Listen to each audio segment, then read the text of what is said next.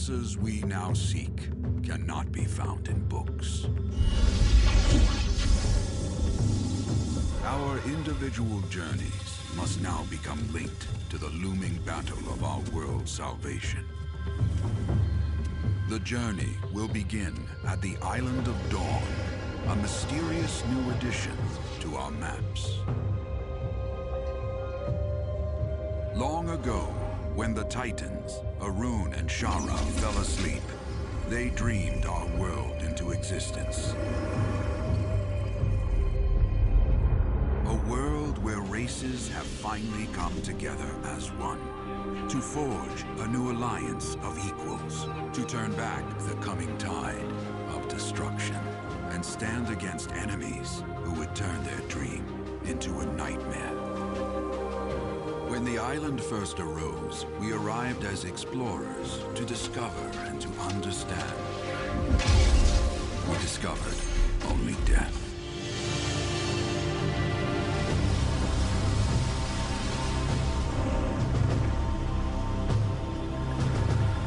Now, the best and brightest are arriving on the Island of Dawn, and your journey has led you here to help us make our stand. Our enemies thrive on brutality. They will never stop.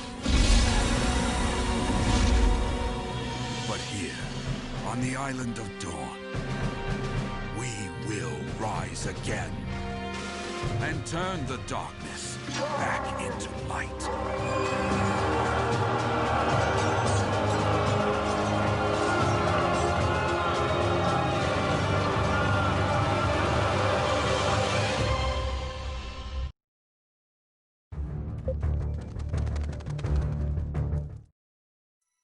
The Divine War sundered gods and titans, destroying the world that was.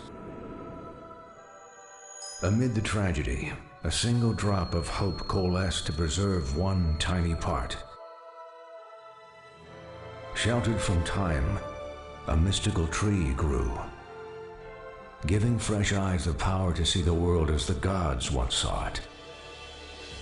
The world's greatest scholars and magicians came to study the divine tree and protect it.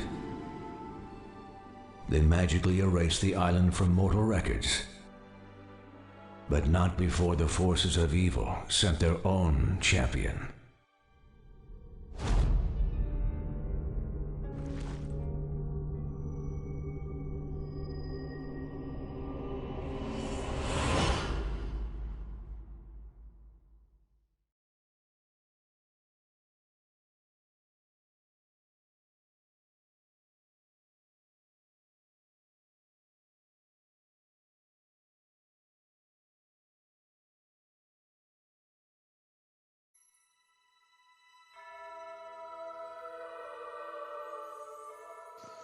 Hello everyone, welcome back to the channel. I'm Simple G, this time with another first experience review of another free-to-play. This time I have just stopped the PvP things and I went for a MMORPG. Now I already tried Bless, so I decided to try one that was even earlier than that.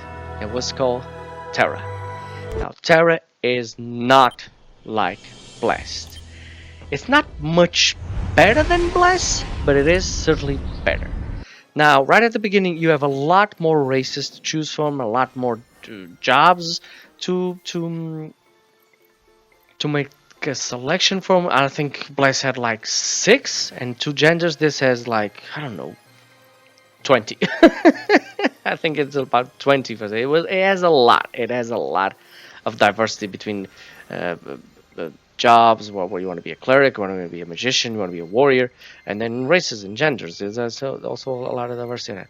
Now, at first, let me just tell you this. This game came out a very long time ago on PC, and it started dying out, and then when it was dying out, it was released on consoles. So, I don't know how much this affected the vitality of the title, but it's what it is. So many things on this game will look a little bit outdated, but they're actually, you know, just the way things were. As long as they work, that's why they work. So This one starts a little bit like Bless. You know, you're thrown into an island, a certain fantasy realm, and the UI is a little bit frightening, just like in Bless. But there are small indicators of what everything does right at the beginning, what everything is used for. Um, that I think was a lot easier to understand. You know what everything does instead of just splattering you everything in the face and then you have to figure out for yourself. This will just it shows you, and then it has a little indication. This is for this. Gear like yours. It's for this little thing. This is to see your health. This is for see your items. This is if you need to talk to this person or to see where you are in the quest. Okay, there, everything is there, but everything is manageable, or so to speak. And so you are eased into the adventure. And Bless, you got this like this major attack on the village, and then you had to figure out what you're going to do. This is not. This is just you're there. Then you talk to a couple of people, you get some stuff. One of the first missions is to find a bear for a little girl.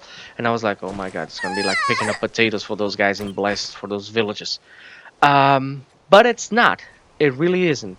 This is just to introduce you one of the characters that will become like the fundamental of your quest. This character, this little girl. So you find her bear, then she tells you about her family life, her village. Then you go to the village. Then the village is attacked, but you have a sense of the direction of what they are doing. What's the biggest plot behind it? Because these children all had a special gift, or the village had a special meaning. And then you go and you finally meet the boss, and you get to fight the boss. Or at least one of the minion bosses, which I thought it was very cool. And you know, it guides you by the hand right at the beginning. It guides you very much by the hand. It says go here, talk to this person, get this thing, and it's a very smooth interest into the adventure. Not something like that I experienced before with Bless. So, and this game predates Bless, which is amazing.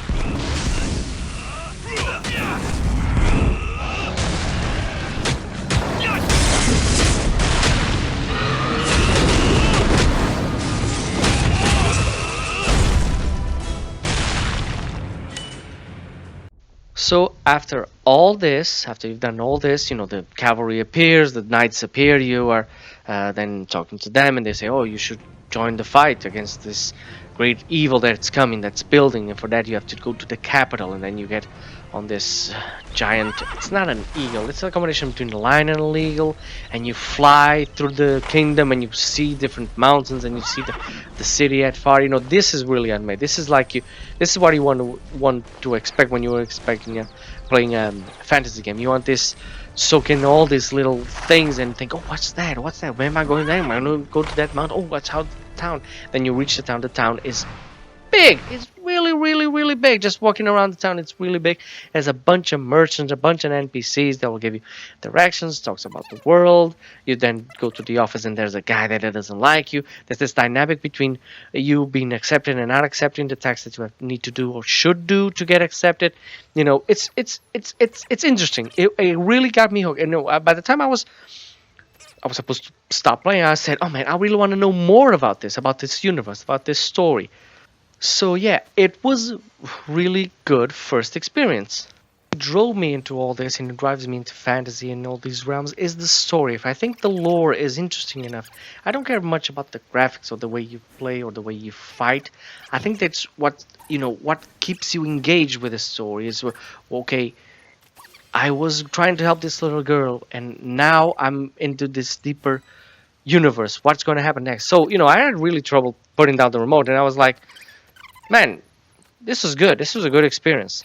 The game looks good. For what it is, it looks good. Sure, it's very geometric. This was done ages ago. It's very geometric. There's a lot of patterns. There's the shadows and the lighting is good.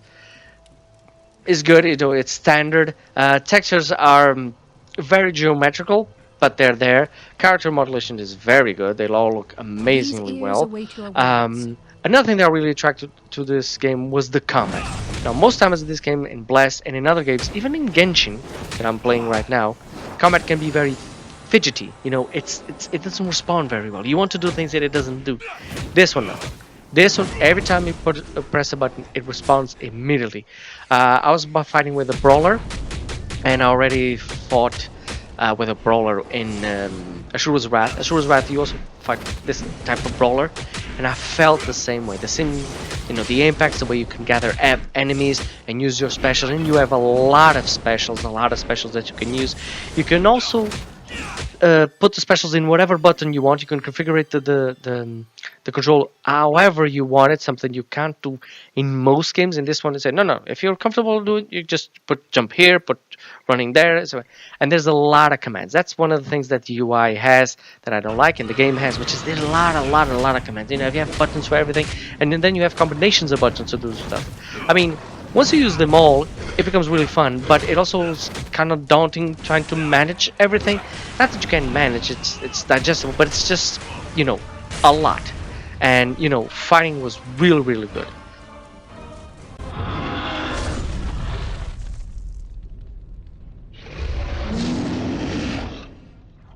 Hold, beast! This one doesn't have the sight.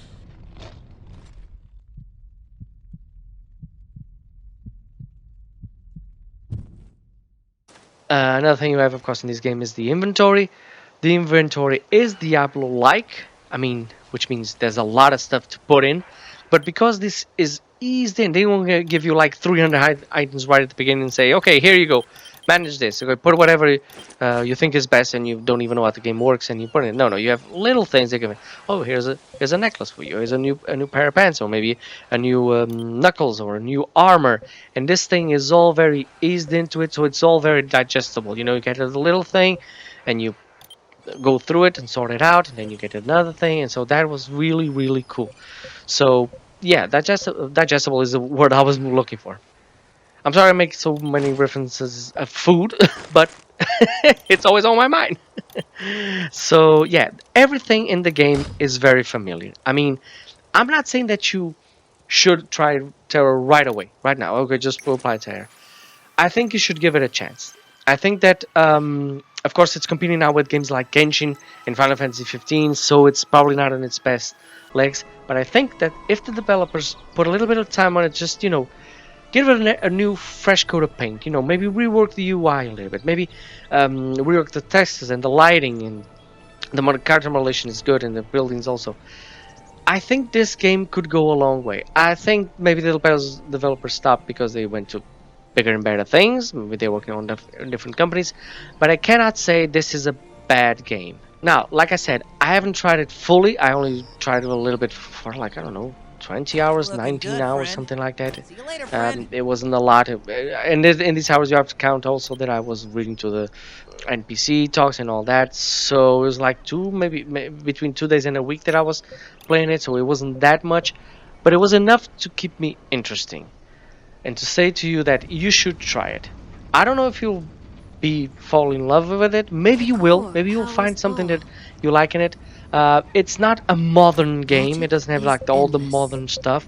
It can be overwhelming at times, especially if at the later levels it probably, you know, not even worth it, because you can just, you know, play Genshin or any other free-to-play out there that's, you know, more modern, more polished. But I would suggest you give it a try.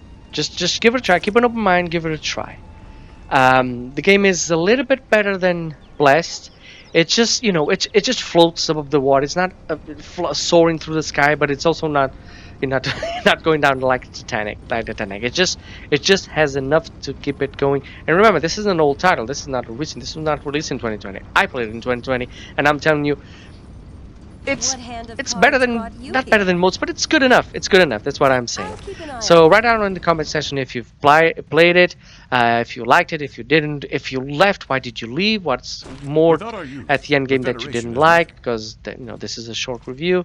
If you liked the video that I made, please like and subscribe. It really helps a lot. I'm trying to get to 2,000 subscribers. Maybe this year, 2021, will be it. And as always, have a great game, guys. Velica, City of Wheels, capital of the Valkian Federation and bastion of civilization on the continent of Arun. We've gathered here, human, high elf, Aman, Baraka, Kastanik, Popori, and Ellen, to withstand a menace we could not face alone. the Argons.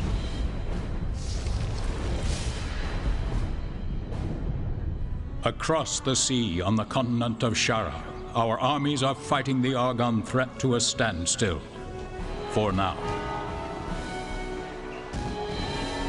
But the Argons aren't the only danger. Not by a long shot.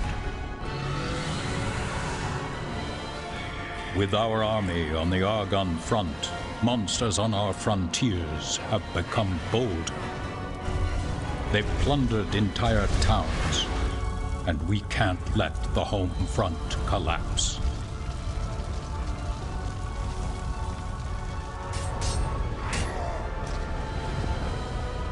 We hope that the fighting spirit of our youth can make up for the numbers we lack.